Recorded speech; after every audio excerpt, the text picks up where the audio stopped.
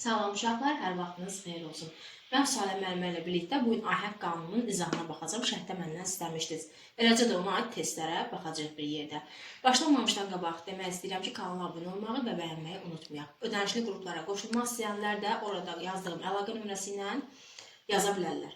İndi isə keçək dərsə. Ahəng qanunu nədir uşaqlar? Sözdə qanun və ya incə saatlərin bir-birini izləməsinə ahəng qanunu deyilir, düzdürmü? Baxaq bu tərəfdəki sözlərə. Gözəllik. Gözəllikdə uşaqlar necə saatlərdir? Ö-də incədir, ə-də incədir, i də incədir, düzdürmü? Hər üçü də incə olduğu üçün deyirik ki, bəli, bu ahəng qanununa tabedir. Qələbə sözünə baxaq. Əylərimiz necədir? İncədir də, düzdür? Ona görə də hər biri incə olduğu üçün ahəng qanununa tabedir. Eləcə də dəmir sözü ahəng qanununa tabedir, çünki hər ikisi əl, i incədir. Odun sözü hər ikisi qalındır. O da qalındır, u da qalındır. Ona görə də ahəng qanununa tabedir. Deməli, belə nəticəyə gəlirik ki, əgər sözdə yalnız qalın və yaxud da yalnız incə saatlər varsa, bu ahəng qanununa tabedir. Yox, əgər qarışıqdırsa, bir sözün içində həm qalın, həm incə varsa, xeyr, ahəng qanununa tabe olmur. Sözə baxın şagird sözünə. A qalındır, i incədir. Əgər ikisi bir aradadırsa, demək ki, artıq ahəng qanunu pozulub, ahəng qanununa aid deyil. Hekayə sözünə baxaq. E incə, A qalın, Ə incə. Bəli, yenə qalın, incələr bir aradadır. Demək ki, ahəng qanunu pozulur. Ahəstə sözündə yenə qalın, incə, incə.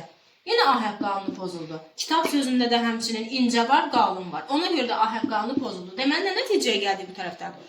Əgər sözdə həm qalın, həm incə varsa, ahəng qanunu pozulmuş olur. Yaxşı mı uşaqlar? İndi isə keçək testlərə. Uşaqlar baxaq, hansı söz ahəng qanununa tabedir? A bəndi dəsmal, B bəndi meşəli, C bəndi həyəcan. Uşaqlar dəsmalda nə var? Həm Ə, həm A. Tabedirmi? Tabe götürə bilərəmmi? İncə ilə qarışıq bir aradadır, qalın bir aradadır. İncə də var, qalın da var, düzdürmü? Ona görə də götürə bilmərəm. Nədir? İkisi bir yerə düşdüsə, ahəng qanunu pozulub. Getdik həyəcana, C bəndinə baxaq. Yenə incə də var, qalın da var, düzdürmü? Əylərimiz incədir, A qalındır. Yenə bunu götürə bilmərəm, ikisi bir aradadır. Baxıram B bəndinə. Meşəli, üçü də incədir. Düzdürmü? Demək ki, doğru cavab B bəndidir. Və yaxud üçü də qalın olsaydı, yenə götürəcəkdim doğru cavab B bəndini.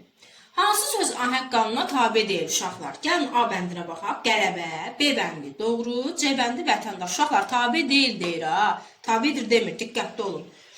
Deməli, silinib dəqiqəni düzəliş verim.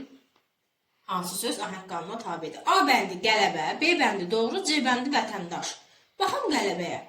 Qələbədə uşaqlar 3 dənə ə, üçü də incədir. Tabedirmi? Əlbəttə ki, bəli, düzdür, tabedir. B bəndinə baxın. Doğru. O, u. İkisi də qalındırmı? Hər ikisi də. Demək ki, bəli, ahəng qanununa tabedir. Amma vətəndaş sözünü nəzər salın uşaqlar. İncələr var, qalın da var. Ona görə də hər ikisi də olduğu üçün nə dedik? İncə qalın bir aradadırsa, ahəng qanununa tabe deyil. Şifrə budur. Demək ki, C bəndini biz götürəcəyik. Bax, bir də uşaqlar bu gün izah bu qədər.